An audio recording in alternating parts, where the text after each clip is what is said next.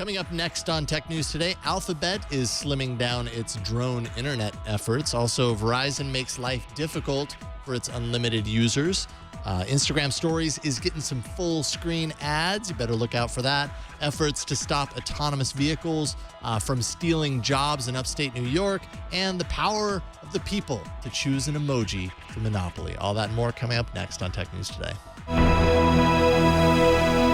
This is Twit. Bandwidth for Tech News Today is provided by CashFly at CACHEFLY.com.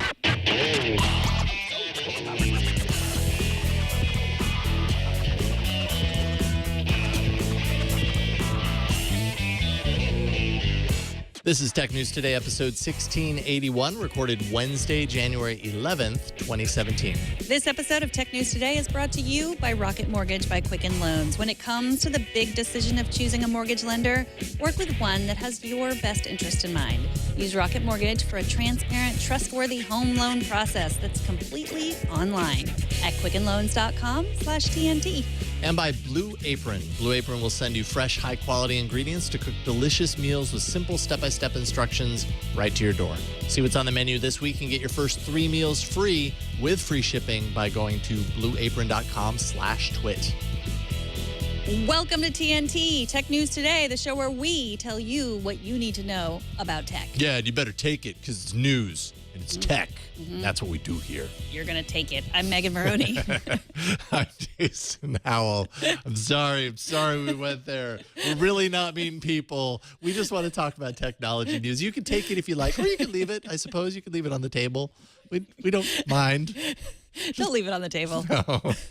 No, put it in your ear holes. That's why you're here. All right, let's talk about today's top story before this gets any weirder. Alphabet continues to pare down its many efforts by shuttering Project Titan. That's its solar-powered drone program. Had these, pretty impressive-looking drones when they first announced that. And according to Bloomberg, Alphabet is also in the process of trying to sell its Skybox Imaging Satellite business, which it had renamed Terra Bella last year, although I don't really remember that. I read that here. I was like, I don't remember hearing about Terra Bella, but apparently they did. Titan and Skybox ambitions were basically within Google to maintain up-to-date maps, mapping enhancement, also improve internet access for things like disaster relief and everything. But apparently, as Alphabet has been doing for the past year or so, they're just kind of batting down the hatches and tightening ship, so to speak. Yeah, getting rid of a lot of the moonshots. Yeah. So Project Wing delivery drones, they're still a thing. They are. Project Loon, internet beaming drones, they're still a thing. Internet beaming balloons. Balloons. Yeah. Project Loon, balloons. Right. And solar drones, not a thing. Yes, apparently. So the Titan team members actually were, as Google does when something like this happens, asked them to kind of find other projects within the company to go to, and has helped a lot of those team members to move into Project Loon and Wing for drone deliveries, because, that obviously makes the most sense with all the overlap as far as that's concerned. But apparently these high-altitude UAVs, are just proved to be really complex, really expensive in the long run, and, some of their other efforts like Loon overlap in their functionality and stuff. So it's not the solar power problem. Like, they don't know something we don't know. Like, the sun's going to stop shining soon. Well, I don't know. Google knows a lot of things about a lot of people and a lot of things, but I don't know if they know more than we do as far as the sun possibly fizzling out and going away forever. Okay. Well, it will eventually. We do know that, but not anytime soon. Yeah, it wasn't in the story. The sun's demise was not in the story, so right. I don't know. Well, thanks to viewer John Lefty, who tipped us off to this next story. Verizon has confirmed that it will kick grandfathered unlimited users off its network if they're data hogs. Now, if you use 200 gigabytes a month, you'll be required to switch to a capped plan, or Verizon will show you the door. The company also raised phone activation and upgrade fees to $30. And yesterday, AT&T told users on the all-you-can-download plan that on AT&T that it would raise their rates by $5 a month. So for some unlimited Verizon users, this might be that the sun is stopped shining for them. Yeah. But that's a lot of data to use. It's 200 gigabytes on average per month. Right. Although I have seen many users who are reporting that they have less than that. Like their, Verizon console shows less than that, even, down as far as like 120 or so, and they still got the notice. So I wonder what it's based upon, like lifetime of the account, like maybe they had way, a long time ago usage that added up to that. And I don't know. There was no kind of indication as far as like how or why that is happening, but some people are getting it and they don't think that they deserve it. But obviously it's targeting heavy users.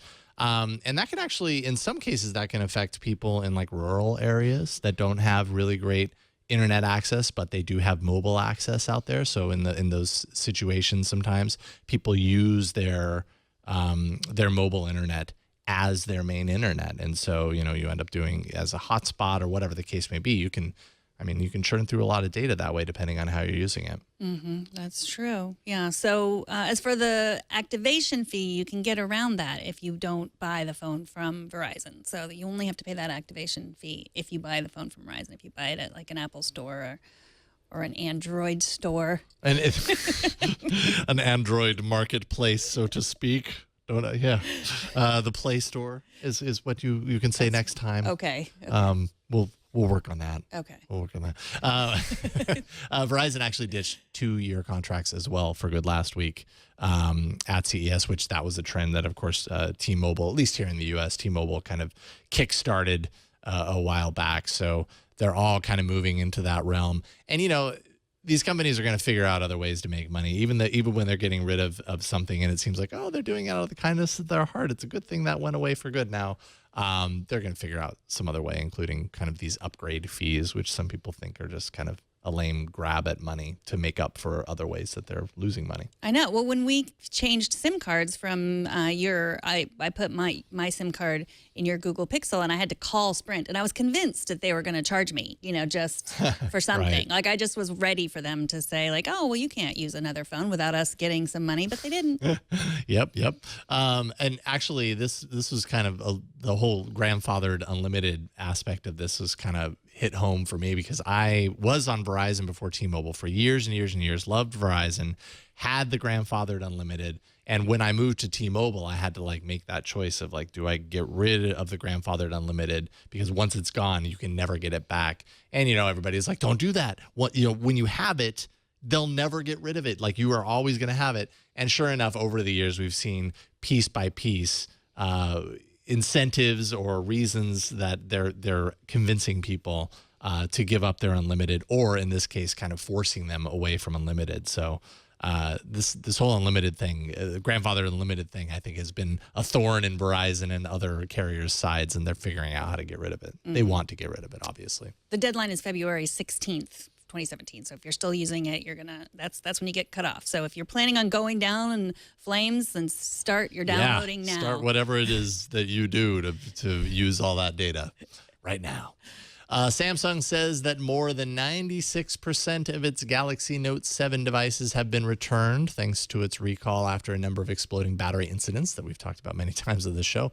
Thanks to the high number of returns, in good news, at least good for Samsung, the Federal Aviation Administration has lifted its requirement that airlines issue pre-boarding messages warning against bringing the device onto the flights. That doesn't mean that the Note 7 can now be brought onto flights. Suddenly it's magically okay to bring it. It doesn't mean that. It just means that every time you fly, you won't get that constant reminder that Samsung did a bad thing last year. And so that's going to be better for, I think, Samsung's kind of longer term perception, public perception going into this year. And for some reason, you're still going to be warned not to smoke on the flight, even though that no one has tried to smoke on a flight. Although some flights, you still have the ashtray there. So it's confusing. No, even though confusing. I don't smoke, I see the ashtray. I'm like, maybe I should smoke because it's here. here. Yeah, but then they tell you and you're like, oh, right, smoking's bad for you. Oh. I'm not going to do that. and I don't smoke. That's right. Forgot about that part. The weird thing about this story is that we still don't know what caused the fires. Like they still haven't come out and said what's going on. And most of the notes that are still out in the wild have been bricked. essentially, unless you're not doing updates. So even if you did bring it on, it wouldn't be able to be charged. And so.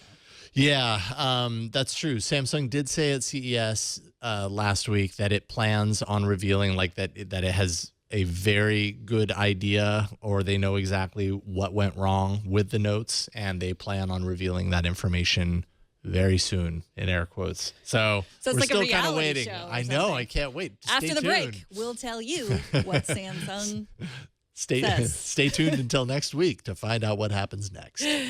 Instagram is adding full screen ads to your Instagram stories, but you can skip them. Copying Snapchat stories has been a successful move for Instagram. Since launching stories 5 months ago, Instagram has gone from 100 million daily users to 150 million daily users. Maybe that's why Instagram's description of the way ads will work in their stories seems suspiciously similar to the way ads work in Snapchat stories. So 150 million users, in case you're not keeping up, that's the same number that Snapchat released when they last released a number of their daily users. And Snap is about to IPO, so Instagram and Facebook are really doing anything they can to prepare for that. And the big difference between ads on Instagram and ads on Snapchat is that Instagram is building their ads based on everything that they know about you, not just from Instagram, but from Facebook also. So that's going to be a really powerful ad platform. I'm not big into stories. I don't make Instagram stories. I don't watch people's Instagram stories. But I don't know. Do you think it would be annoying to just see an ad pop up? I mean, yeah, only because if I'm in the middle of an experience and then suddenly out of nowhere this full moving video ad starts playing with audio. On one hand, I would find that annoying, but on the other hand, you can easily skip it. Like you just, as you were showing in the video, you swipe through it, it starts. As long as it's obvious that it's an ad, and it looks like the way they're doing it, they have kind of the company logo up in the top corner. So, after a couple of times, you know exactly what to look for, and you can skip through it. Is it going to annoy users, out of using the product? I doubt it. I mean, actually, Instagram has done a really great job of copying Snapchat. You know what I mean? Like in this whole push of kind of duplicating a lot of this functionality, they've got a lot of eyeballs. They've got a lot of users that are kind of redevoted to the platform as a result of that. One interesting thing to note right now, publishers currently get no revenue cut. That's according to CMO Today. Publishers basically are waiting for Instagram to share revenue or to create an ad revenue model around this. So it's really kind of a test phase that doesn't benefit the publishers other than to be on the platform from the beginning when they launch this functionality and to go there. But, in the end, copying Snapchat has been a really good strategy for Instagram. So it makes perfect sense that they would continue to do it here. Yeah, and Snapchat has Snapchat Discover, or Snap has Snapchat Discover, which, those ads do go, I think they get a cut because it's, it's stories from journalists, like it's actual stories, not just, what you think of as a Snapchat story, like what you had for lunch or where you are, getting cocktails at the club or whatever. I don't know, Kara, what do you do on Snapchat? You don't tell us. Do you get cocktails in the club? Yeah. Okay. So she hides behind She's thinking a Snapchat story right now. But those aren't those. You don't get money for those. Yeah. Not like YouTube. So far, I mean, we heard earlier this week that Facebook was going to give a cut to creators on Facebook, but before that, it's really only been YouTube that was giving a cut to people. Right. Any length of view apparently is counted as a view. So even if you just skip in it and it just starts playing for a split second, then you move on. I just find it interesting how the different platforms kind of manage that kind of stuff. Facebook makes it a little bit longer. Here, anything is registered as a view. So there you go. If you're getting all pumped up for Nintendo's big announcement event tomorrow, like you're going to the gym all the time working out, no, that's not what I meant. You're getting really excited. There is an event tomorrow evening for the upcoming Switch platform. You might want to know that the company is already starting to reveal information on the release. According to Nintendo's New York Twitter account, pre-orders for the system are going to begin on Friday morning at 9 a.m. Eastern. That will snag gamers a place in line to get the system when it officially launches sometime in March. And they say there's going to be a limited quantity of pre-orders. But if you're stoked, if you're psyched, put that on your calendar because you want to get in on that. Limited quantity of pre-orders. That's like, hey, we're going to hype this real big. Yeah, and we're starting before the event, so we're going to get you talking about it a cool 24 hours earlier than we were with just the event. I don't know. Are you excited? I can tell you want to get the Switch, don't you? Not at all Do excited. do your kids talk about it all? No, they're not. Nintendo isn't their thing either. Okay. Nope. More like mobile gaming stuff. Yeah. They're all Minecraft and Kerbal Space. That's all they play, and they just watch a lot of YouTube. Okay. All right. They watch other people play games, basically. Yes. So know all about that. No, yes. So the event is held tomorrow night, 8 p.m. Pacific. So I'm assuming on Friday.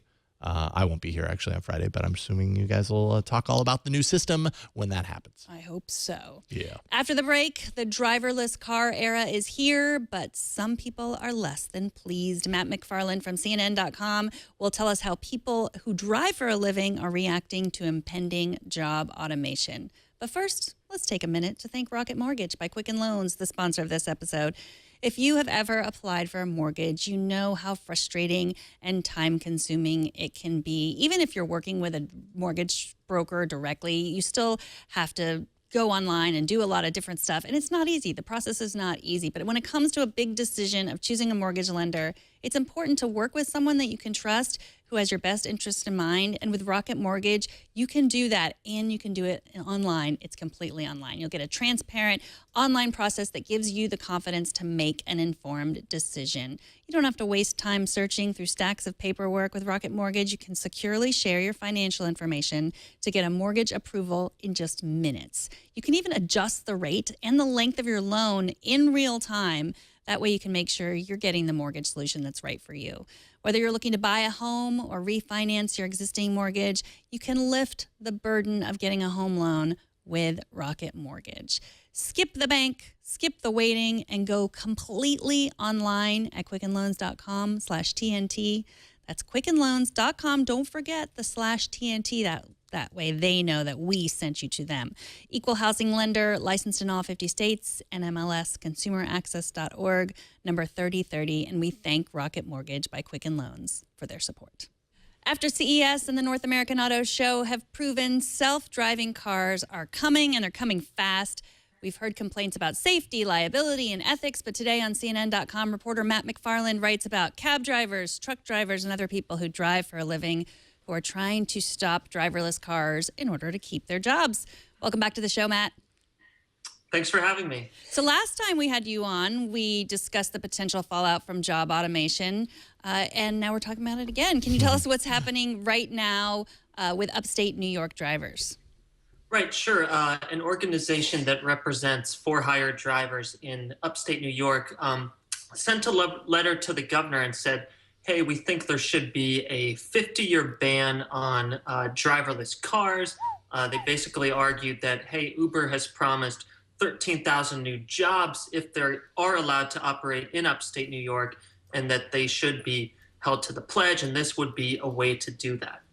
A 50-year ban just sounds so... A little ambitious. Then what? I mean, do they think that it'll take 50 years to make the transition to... I mean, where does the 50 years come from? Yeah. Right. No, it really feels like a start of a negotiation or something. I think pretty much everyone, when they hear the 50-year ban, say how that kind of seems like a Luddite argument and really not practical. Basically they do just want to protect their, and the ban is the easiest way to do it. So are they having any effects on any legislation at this point? No, they aren't. The reaction has been essentially silence. There is legislation moving forward, but it does not include a ban. Yeah, I mean, there's so much happening right now in this space that really seems like any sort of resistance to this progress is going to be such a challenge. I mean, just today, a few hours ago, U.S. Department of Transportation announced a committee that's focused on automation relates to self-driving cars and self-driving vehicles and all that kind of stuff. So it really seems like on a federal level and it just deeper inside our government at work, they've really embraced it. I mean, is there I mean, is there any reality in which kind of a grassroots effort like this could actually prevent technology from moving in the direction that it already seems like the machine is moving it forward in? Yeah, it's a good question, and it's really hard to say for sure. Definitely, for so far, leaders have been really enthusiastic about the technology, and there are so many great benefits that can come from self-driving cars, the potential to really improve safety on our roads. And then there's this question of what do we do with some of the downside of all these drivers who could lose their jobs. So I think we'll really see in the coming years whether a grassroots kind of movement can take off. It does appear like there will be interest to do that. I spoke with the group that represents the 45,000 ride-sharing drivers in New York City, and they said, hey, we're going to stick up for laws which we believe currently will make autonomous vehicles illegal in New York, just because, hey, we want to look out for our drivers. Right. I mean, you talk about how they want safety nets for the drivers. I mean, in what way do you think it's the government's responsibility to create those safety nets for people whose jobs are being lost through automation? Yeah, it's a good question of what really is the role of government and our leaders, in this situation. Yeah, should they do safety nets? I would say I think it's reasonable that our leaders should really educate people about the changes that are coming so that they can prepare just at a very minimal level. And, so far it's really so many leaders don't have positions on self-driving cars. I asked, New York's governor, are you in favor of self-driving cars on New York roads? And couldn't get an answer of whether it's a definite yes, I'm for this, or no, I'm not. So right now it does seem like leadership is really kind of behind on the issue. Technology is just moving so fast, and there are all these changes coming, and everyone, including our government, is struggling to figure out what to do and how to prepare. Yeah, and what it leads to. I mean, and we're not just talking about self-driving vehicles, right? Like, I mean, regularly on this show, we're talking about automation, the potential of automation replacing jobs in many sectors, and not just self-driving vehicles. I mean, if there were to be concessions made in this particular instance, in the case of self-driving vehicles in New York, let's say, is it feasible to expect that kind of concession, that kind of change would extend to all other, instances where automation and, robots are replacing people's jobs en masse? Yeah, that's a good question. And it's really tough. How do you define who do you help out with the safety net and who do you not help out? Right. I mean, we've had automation for a very long time. Look at like our, washing machines, our dishwashers. We use actually robots all the time today. So yeah, right. The question, it's a tough question. Who do we help out and how much do we help them? There is the basic income argument. That's a really trendy discussion lately of, hey, just give everybody a check each month for a certain amount of money. And maybe that's a way to kind of help everyone pretty easily. Yeah. Mm-hmm. So you talked to Wendell Wallach, who wrote A Dangerous Master, How to Keep Technology from Slipping Beyond Our Control. And do you think that that's what these people in New York are kind of looking for? They're not saying, like you said, it's 50 years is a place to start a compromise. Just saying like, hey, we need to do something. We need to slow down. We need to think about the jobs that are being lost before we just leap ahead and say, that self-driving cars are going to help everyone in the economy. Yeah, I mean, throwing out that 50-year ban does really kind of start the discussion. I spoke with another analyst who told me, hey, it might be reasonable to do something like requiring, say, a ride-sharing company to guarantee a driver who maybe buys a car today so that he or she can drive for Uber or Lyft, that your car is still going to be, you can still use it in 4 or 5 years. We won't have, say, switched to all autonomous vehicles by then and made this car you just spent all this money on worthless. So there are kind of things in kind of the middle ground that potentially could be done to help everybody with this transition to a more highly automated society. And you have to give credit for these guys that are really trying to push this forward. You bring up the example of the one hand on the wheel law. Like there's a law that drivers have to always keep one hand on the wheel, and talk a little bit about the people pushing for the ban on driverless cars, what they were going to do with that. Right. Yeah. So there is, this law on the books in New York that says, hey, a driver needs to have a hand on the wheel. And to some people, they feel like, oh, hey, we are safe in New York from self-driving cars because of that rule. But I've spoken to a lot of legal experts, and they warn that, yeah, there really could be a loophole. Is the law talking about a self-driving car or a human?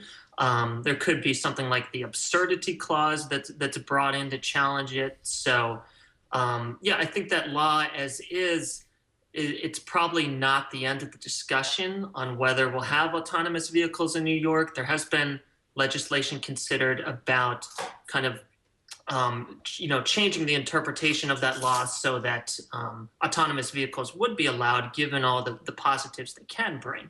So.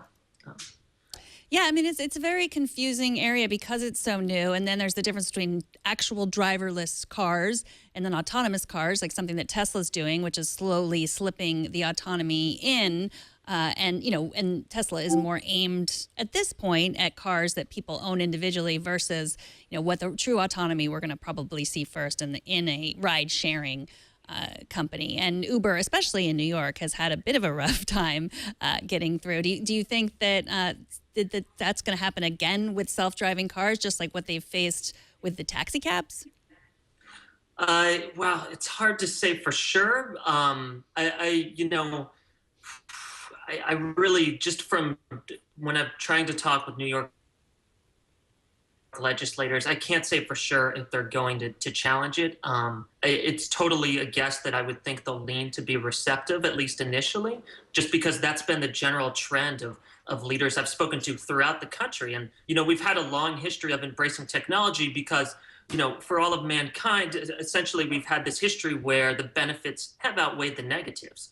And, while there are going to be some downsides, definitely, and it looks like a lot of drivers could be in trouble, there will also be a lot of benefits too. So. Mm-hmm. Well, thanks so much for joining us, Matt. Matt is a CNN tech reporter covering innovation and transportation, and he is Matt McFarland on Twitter. Thanks for coming on. Thank you, Matt. Thanks for having me. I appreciate it. Have a good night. All right, Randy of the frigid north, a.k.a. Wisconsin, has a tip for me, apparently. He says, actually, I know this because I followed this tip earlier. He says, a good way to speed up unlocking your phone with Touch ID, that he's talking, of course, about the iPhone 7 that I've been using for the past few days, is to go into Settings, then Accessibility, then Home button, and scroll to the bottom and turn on a feature called Rest Finger to open.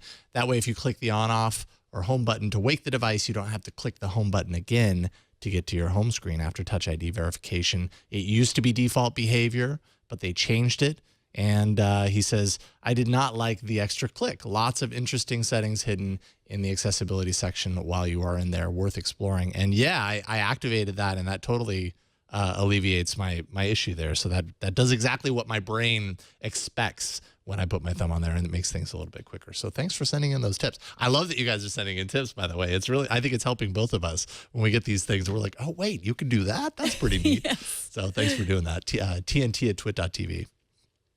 All right, your favorite board game is about to get all millennialized, if that is a word. Before we talk about that, let's take a minute to thank Blue Apron. They are the sponsor of this episode. Blue Apron is the #1 fresh ingredient and recipe delivery service in the country. Their mission is to make incredible home cooking accessible to everyone while supporting a more sustainable food system, setting the highest standards for ingredients, and building a community of home chefs like yourself. Blue Apron delivers seasonal recipes along with fresh, high-quality ingredients to make delicious home-cooked meals. Every meal comes with a step-by-step, easy-to-follow recipe card, as well as pre-portioned ingredients that can be prepared in 40 minutes or less. So you're going to save time and money. When you're shopping at the grocery store, that's 60% more expensive than what you get with Blue Apron. If you spend a lot eating out, which you do, when you're eating out, you're spending more than you probably would if you're making food at home, or when you're shopping at high-end grocery chains. Well, in comparison, you can now spend under $10 per person for healthy home-cooked meals. You can customize your recipes every week based on your dietary preferences, and you can choose a delivery option that fits your needs and your schedule. There's no weekly commitment, so you only get deliveries when you want them. Blue Apron delivers to 99% of the continental U.S. They also set the highest quality standards for their community of over 150 local farms, fisheries, and ranchers across the U.S. Blue Apron not only supports a more sustainable food system, it supports happy and healthy families, because when you're cooking together, you're building strong family bonds. Research actually shows that Blue Apron families cook nearly 3 times more often together. New recipes are created every week by Blue Apron's culinary team. They're not repeated within a year, so it really keeps things fresh. You've got spicy shrimp and Korean rice cakes with cabbage and furikake. You've got pork chops and garlic piccata with scallion rice and spinach. Mushroom and chipotle pepper enchiladas with lime, sour cream, and that's just for starters. You can take a look at their menu, check out this week's menu, and get your first 3 meals free with free shipping. Just go to blueapron.com/twit. That's blueapron.com/twit. And we thank Blue Apron for their support of Tech News Today. TNT's fan of the day is Graham Dixon, who sent us this email and a link to a photo that he took while listening to TNT. He writes, although you cannot tell from this photo, I was catching up with TNT on Pocket Casts while freezing my fingers off in sub-zero temperatures to capture this on my trusty Nexus 6P. Nice snap. So pleased with the results. It became the first pic I submitted to 500px. It looks great. I love all the color and detail in the clouds and everything. It looks really nice. I feel like he probably was able to do that because of our wise technology words, don't you think? Oh, yeah, totally. I mean, otherwise it probably would have come out all black and white and grainy and stuff. But because he was listening to TNT, it's like magic. Yeah. I mean, you can have that magic in your life if you listen while taking photos. Show us how you watch or listen. Just record a video, take a picture of yourself or your setup or whatever you're taking a picture of. Post it on Instagram, Google+, Twitter, Facebook.